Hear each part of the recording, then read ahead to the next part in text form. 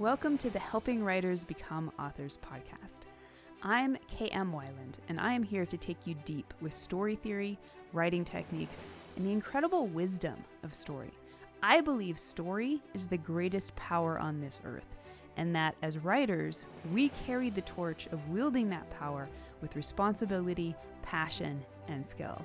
There's no such thing as just a story. Today, it is my honor and my purpose to help you write your best story, astound the world, and maybe change your life. Hello and welcome. You are listening to the Helping Writers Become Authors podcast. In fiction, every clash between characters comes down to a conflict management style. And this is true whether you're writing a heated argument or a quiet standoff. In real life, psychologists group these into 5 main approaches. We have competing, collaborating, compromising, accommodating, and avoiding. Understanding how each works can help you write richer, more realistic character conflicts. Now, it's a common axiom in the writing world that conflict drives story. And although the simplicity of this advice is necessarily limited, what it means is that plot is created from a series of catalysts that causes characters to respond. So basically, cause and effect. This is what then creates the chain of story events, aka scenes, that engenders the larger story. At its simplest, story conflict is nothing more or less than some kind of obstacle interfering with a character's forward progression. That said, the word conflict itself does tend to most readily connote interpersonal conflict, whether in the form of a fist fight or a passive-aggressive argument. Indeed, most people find this aspect of conflict to be the most obviously entertaining and useful for plot, since it tends to inherently combine all 3 of a story's major engines: plot, theme, and character. So this means that much of what writers need to know about conflict in general comes down to character conflicts. And the more nuanced your characterizations, the more interesting the conflict will be, and the more realistic and compelling your characters will be. So, how do you create nuanced character conflict? One way is to study and understand conflict management styles. So if you can figure out which conflict management styles best fit your characters, you not only have the opportunity to create instantaneously complex relationship dynamics, since every character's approach to conflict will be a little different, but also conflict that naturally arises from the management styles themselves. For example, characters with opposing styles can sometimes spark conflict just because they clash with each other's approaches. So, welcome to this week's episode, Writing Better Character Conflicts with the 5 Conflict Management Styles. Now, the idea of 5 distinct conflict management styles comes from the Thomas Kilmann Conflict Mode Instrument, or TKI, which was developed in the early 1970s by psychologists Kenneth W. Thomas and Ralph H. Kilmann. Originally designed for workplace and organizational settings, the model maps how people handle conflict along 2 dimensions: how a person pursues one's own goals, i.e. a spectrum of unassertiveness and assertiveness, and how one considers others' goals, i.e. a spectrum of uncooperativeness to cooperativeness. And from there, they used these 2 axes to map 5 core approaches to conflict: competing, collaborating, compromising, accommodating, and avoiding. So, to discover which style best fits your characters and yourself, you can purchase the official Thomas Kilmann Conflict Mode test on their site, but I'm going to share a very short version that can get you started by giving you the general idea. So you can discover how your characters naturally handle disagreements, tension, and power struggles. Start by choosing a single character you want to assess. And for each statement that I'm going to share, imagine how this character would respond in a variety of situations. For example, with friends, rivals, strangers, etc. and then rate each statement on a scale of 1 to 5, with 1 being you strongly disagree, 2 being you disagree, 3 being neutral or sometimes true, 4 being you agree, and 5 you strongly agree. And then at the end, you can follow the scoring guide to discover your character's dominant conflict style. And as always, you can find a transcript of this episode on my website at helpingwritersbecomeauthors.com. So you can look there if you want to go over this in a little more detail. All right, statement number 1. My character pushes hard for his or her own way, even if it risks upsetting others. Number 2, my character seeks solutions that work for everyone involved in the disagreement. Number 3, my character will give up part of what he or she wants if it helps resolve the conflict. Number 4, my character often lets others have their way to keep the peace. Number 5, my character avoids bringing up issues unless there's no other choice. Number 6, my character enjoys finding creative solutions in which everyone feels satisfied. Number 7, my character is willing to settle halfway if it ends the argument quickly. Number 8, my character puts the other person's needs first when harmony matters most. Number 9, my character changes the subject or withdraws to avoid escalation. And number 10, my character insists on his or her own position, believing he or she is right. All right, so if you scored high on questions 1 and question 10, then the character has a competing style. If you scored high on questions 2 and question 6, they scored high on a collaborating style. If they scored high on question 3 and question 7, they score high on a compromising style. If they scored high on question 4 or question 8, they score high as an accommodating style. And if they scored high on question 5 or question 9, then they scored high on an avoiding style. And again, you can look this up on my website to review the questions, but I'm going to tell you what the styles are as we go along so you can kind of get an idea of what we're talking about. So the highest score is going to be your character's dominant style in conflict. If there are close seconds, these could be secondary styles your character may use in certain situations. And the lowest scores are going to be the styles your character is least likely to use. So you can use the dominant style to shape your character's dialogue, body language, and choices in tense scenes. And from there, you can play with your story's conflict by putting your characters in situations that force them into their weakest styles. Not only does this usually create more conflict, but it's great for growth arcs and plot twists. Also, look for ways to combine different styles in ensemble casts to create natural friction between characters.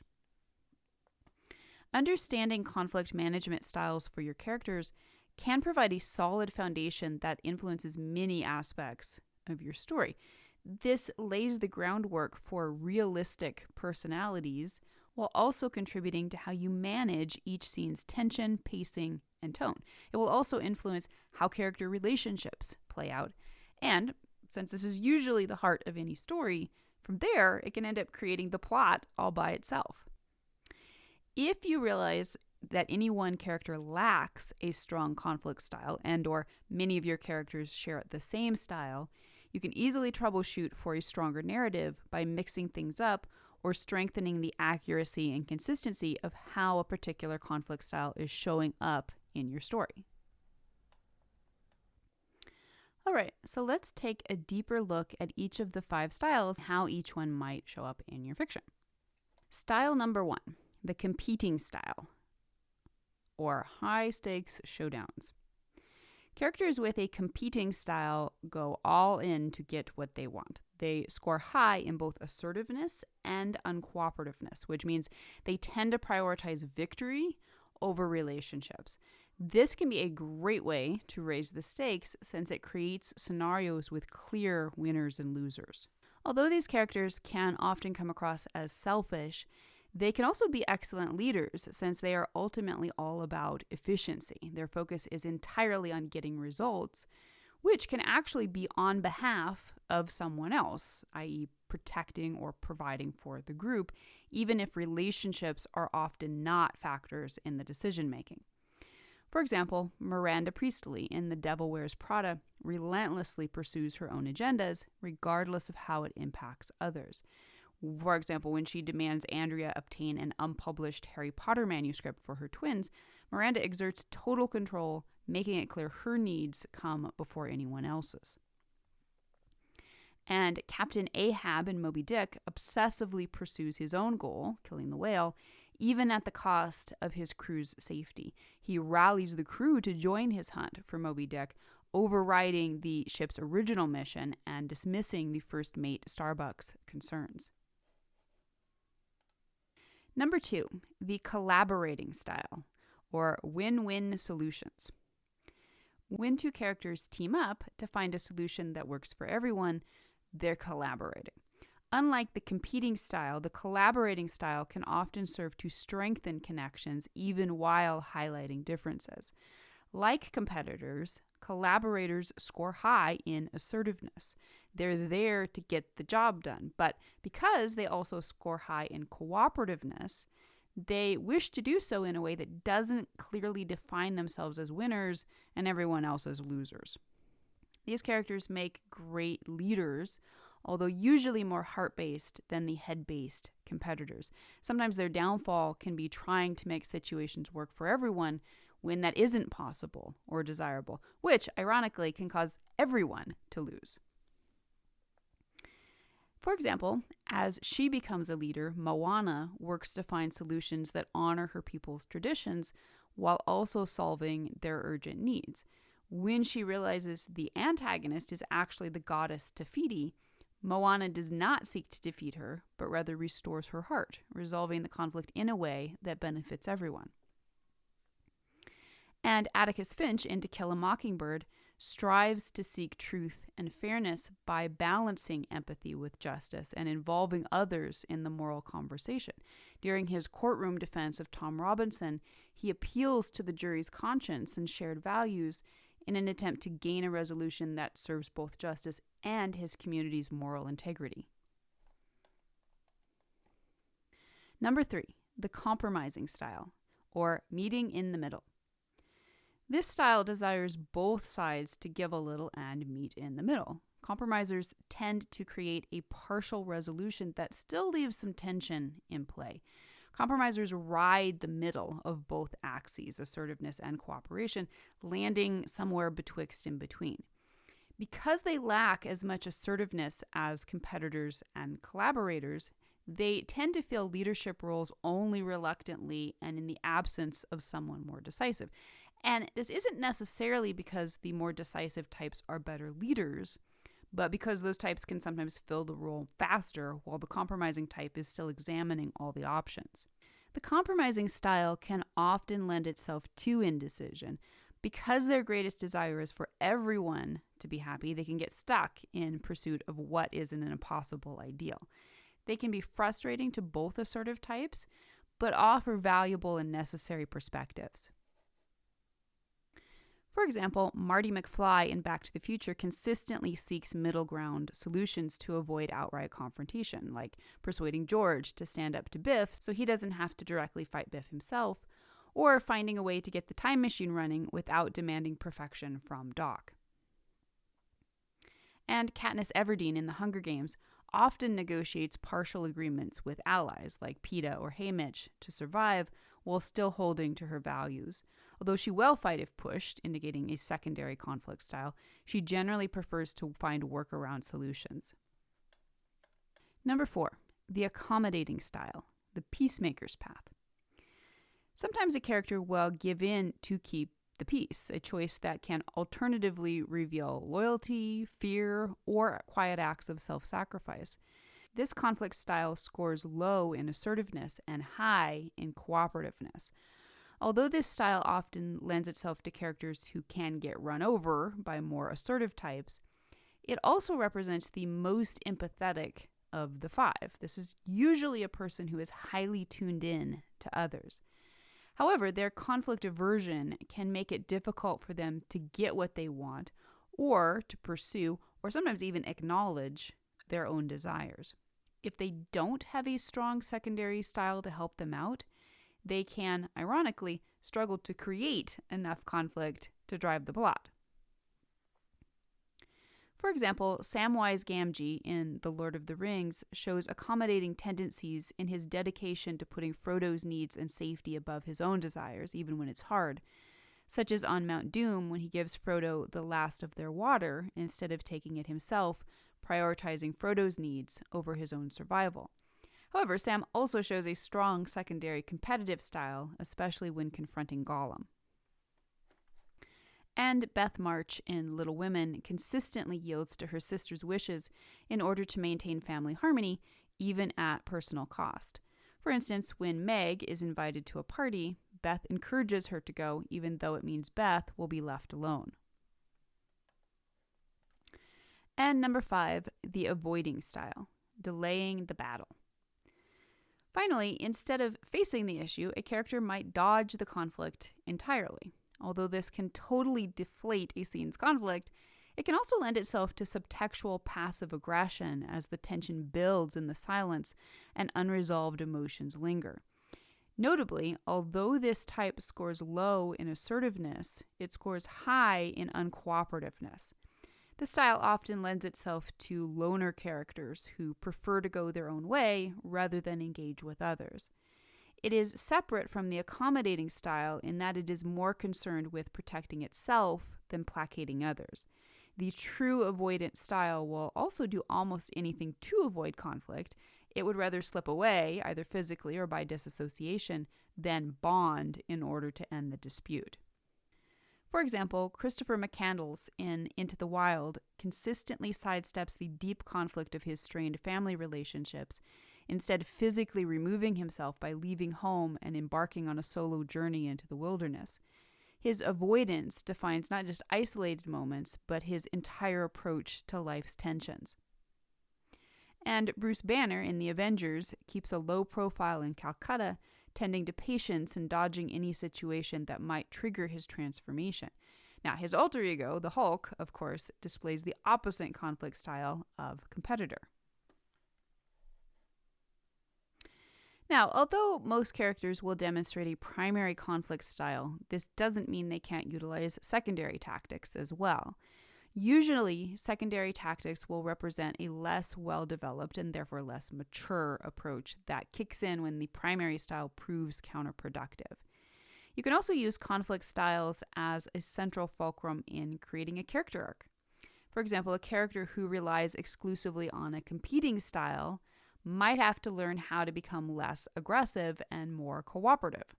Likewise, as in Into the Wild, your story could focus on the dangers of taking any one conflict style to a tragic extreme.